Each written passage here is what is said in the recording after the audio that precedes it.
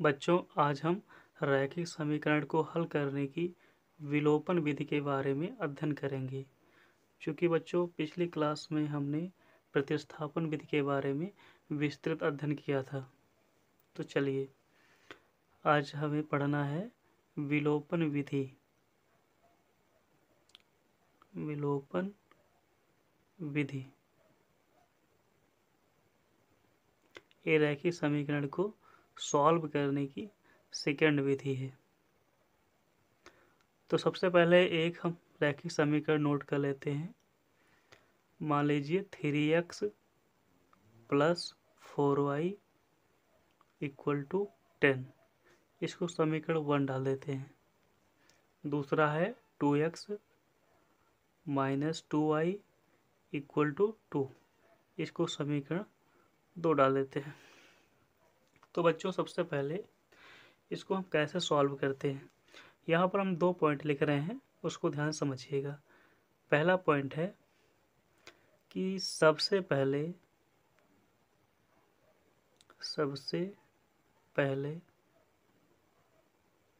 हम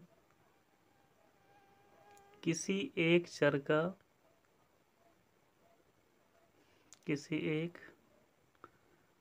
चर का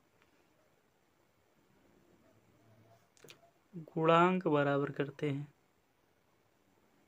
गुणांक बराबर करते हैं।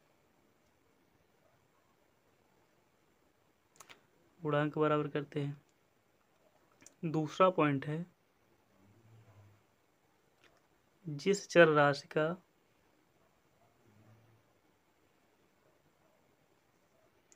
राशि का हम गुणांक बराबर करते हैं,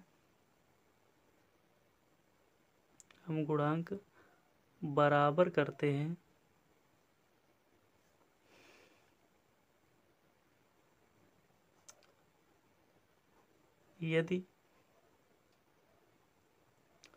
उसका चिन्ह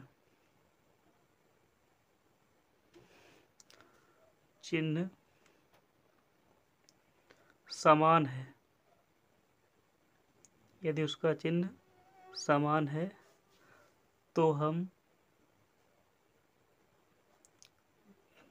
समीकरण 1 से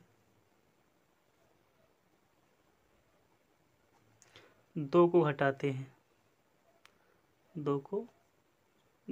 हैं। और यदि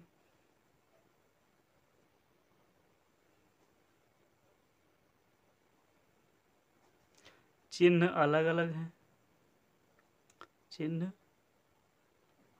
है तो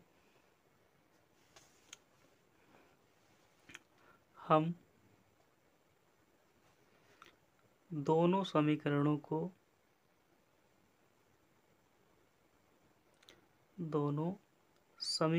को आपस में जोड़ते हैं। तो बच्चों आप समझिएगा कि हम क्या क्या करते हैं। सबसे पहले हम समीकरण 1 को देखेंगे, फिर 2 को। इसमें से जो चर राशि हैं, जैसे x चर राशि है, y चर राशि है, तो चाहे तो हम x का गुणांक बराबर कर लें दोनों में, या फिर हम y का गुणांक बराबर कर लें। दोनों में से किसी का गुणांक बराबर कर सकते हैं, और इस विधि में हमें गुणांक बराबर भी करना पड़ता है।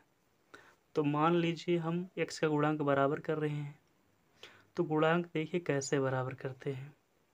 जैसे समीकरण लिखा है 3x plus 4y equal to 10, समीकरण 1 है। दूसरा समीकरण लिखा है 2x minus 2y equal to 2, समीकरण 2 लिखा है। तो हम गुणांक x बराबर कर रहे हैं, अब समझिएगा। जैसे x के गुणांक पहले समीकरण में 3 है, दूसरे समीकरण में x के गुणांक 2 दिया है।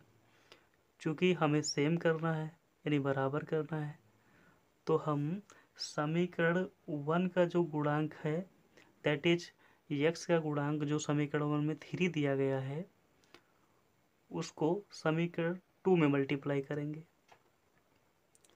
और समीकरण 2 में जो x का गुणांक 2 दिया गया है उसको समीकरण 1 में गुणा करेंगे तो दोनों में x के गुणांक समान हो जाएंगे। देखिए जैसे मान लीजिए समीकरण 1 में हम 2 से गुणा कर रहे हैं तो 2 तियाँ 6 हो जाएगा यहाँ पर। अब समीकरण 2 में हम 3 से गुणा करेंगे तो 3 दूनी 6। इसका मतलब दोनों में x का गुणांक समान हो जाएगा। मान लीजिए हमें y का गुणांक बराबर करना है तो पहले में y का गुणांक 4 है, दूसरे समीकरण में y का गुणांक 2 दिया है। यदि हमें y का गुणांक बराबर करना होता तो पहले समीकरण में 2 से गुणा करते तो 4 दूनी 8 हो जाता और दूसरे में 4 से गुणा करते तो 4 दूनी 8 हो जाता। इसका मतलब y का गुणांक भी बराबर हो जाता। तो इस प्रकार के समीकरणों को सॉल्व करने के लिए हमें किसी एक चर राशि का गुणांक बराबर करना पड़ता है। और बराबर कैसे करते हैं? पहले वाले समीकरण में जो चर राशि होगी उसका गुणांक दूसरे समीकरण में मल्टीप्लाई करेंगे और दूसरे समीकरण में जो चर राशि का गुणांक होगा वह पहले समीकरण में मल्टीप्लाई करेंगे। ठीक है, तो चलिए समीकरण 1 में 2 से, चूँकि हम x बराबर कर रहे हैं, 2 से गुणा तथा समीकरण 2 में 3 से गुणा करके अब देखिएगा बच्चों, चूँकि हम x का गुणांक बराबर किए हैं तो दूसरे वाले पॉइंट में हम लिखे थे जिसका गुणांक हम बराबर करेंगे अगर चिन्ह समान होगा। देखिए यहाँ प्लस है, यहाँ प्लस है, चूँकि प्लस आगे लगाया नहीं जाता है इसलिए प्लस हम मानते ही हैं।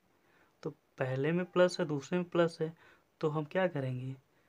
यदि चिन्ह समान है तो समीकरण 1 से 2 को घटाते हैं। क्या करते हैं? घटाते हैं। तो समीकरण 1 में 2 से गुणा तथा समीकरण 2 में 3 से गुणा करके समीकरण 1 से घटाने पर समीकरण 1 से घटाने पर किसको घटा रहे हैं? 2 को घटाने पर।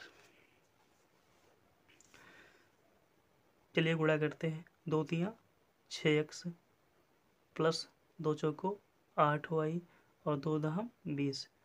अब जब गुणा करेंगे तो दोनों पक्ष में सभी पदों से गुणा करेंगे। दूसरे में गुणा कर रहे हैं 3 से, 3 दूनी 6x और 3 दूनी 6y, 3 दूनी 6। चूँकि घटा रहे हैं तो जब घटाएंगे तो निशान बदल जाएंगे, इधर प्लस नीचे माइनस हो जाएगा, माइनस है प्लस हो जाएगा, प्लस है माइनस, लाइन खींच देंगे। अब देखिए 6 प्लस का दिया है यानी 6x प्लस का है और माइनस 6x दिया है, इसका मतलब अपोजिट चिन्ह है तो कैंसिल हो जाएंगे, घट जाएंगे, 0 आएगा। इधर देखिए 8y प्लस का है, 6y प्लस का बन गया, दोनों आपस में ऐड हो जाएंगे यानी जुड़ जाएंगे, समान निशान आपस में जुड़ जाते हैं। 8 6 14y। इधर 20 प्लस का है, 6 माइनस का है, अलग अलग निशान आपस में घट जाते हैं तो 20 से 6 निकलेगा, 14 आएगा। 14 प्लस का आएगा क्योंकि प्लस वाला अंक बड़ा है, तो जिस चिन्ह का अंक बड़ा होता है वही चिन्ह हम लगा देते हैं। चूँकि प्लस लगाया नहीं जाता इसलिए प्लस लगाया नहीं। y इक्वल टू 14 गुणे में है, उधर से जाएगा तो भाग में आ जाएगा, 14/14 कैंसिल होकर के 1 आ गया। y equal to 1। अब जैसे ही हमें एक चर राशि का मान प्राप्त होगा, यहाँ से अगर हम y बराबर किए होते तो x का मान मिलता, x बराबर किए हैं तो y का मान मिला है। तो जैसे ही हमें एक चर राशि का मान प्राप्त हो जाएगा उसको दोनों समीकरणों में किसी में भी रख देंगे तो दूसरे चर का मान हम फाइंड कर लेंगे यानी हल कर लेंगे। उक्त मान समीकरण 1 में रखने पर समीकरण 1 में रखेंगे, जहाँ y दिया वहाँ पर समीकरण 1 क्या है, 3x + 4y = 10। 3x, y की वैल्यू कितनी आई है, 1 आई है, तो जहाँ पर y है वहाँ पर हम 1 लिख देंगे और सॉल्व कर लेंगे। 3x + 4 × 4 = 10। देखिए 3x दिया है, उधर 10 दिया है, 4 प्लस का है, जब इक्वल के उस ओर जाएगा तो किस में आ जाएगा, माइनस में, क्योंकि समीकरणों में जब इक्वल के एक ओर से दूसरे ओर हम साइनों का ट्रांसफ़र करते हैं तो चिन्ह बदल जाता है। 3x = 10 से 4 निकला 6 आ जाएगा। x = 6/3, 3 दूनी 6, x की वैल्यू कितनी आ गई, 2। ठीक है बच्चों, तो y = निकला 1 और x = 2। तो इस प्रकार से हम विलोपन विधि को सॉल्व कर सकते हैं। बात समझ में आ गई बच्चों। अब एक चीज़ और देखिएगा, जैसे हम अभी बताए थे कि पहले समीकरण में 2 से गुणा कर रहे हैं, दूसरे में 3 से गुणा कर रहे हैं, इस प्रकार से हम गुणांक बराबर कर सकते हैं। या फिर हम एक ही समीकरण में एक संख्या से दोनों पक्षों में मल्टीप्लाई कर दें, तब भी गुणांक बराबर कर सकते हैं। जैसे समीकरण 1 में 4y दिया है, समीकरण 2 में -2y दिया है, हमें मान लीजिए y बराबर करना है, तो समीकरण 2 में हम केवल 2 से गुणा कर दें। किससे कर दें, 2 से। 2 में दोनों पक्षों में 2 से गुणा कर दें, और जैसे ही 2 से गुणा करेंगे तो देखिए 2 दूना 4, यानी 4y आपस में बराबर हो जाएंगे। तो इस प्रकार से भी हम गुणांक को बराबर कर सकते हैं। चाहे तो पहले वाले के चरराशि से दूसरे में मल्टीप्लाई करें और दूसरे वाली चरराशि से पहले में मल्टीप्लाई करें, या फिर सिर्फ एक ही समीकरण में एक ही संख्या से गुणा करें दोनों पक्षों में, तब भी गुणांक हम बराबर कर सकते हैं। इस प्रकार बच्चों हम विलोपन विधि से समीकरण को सॉल्व कर लेते हैं और चरराशि का मान ज्ञात कर लेते हैं।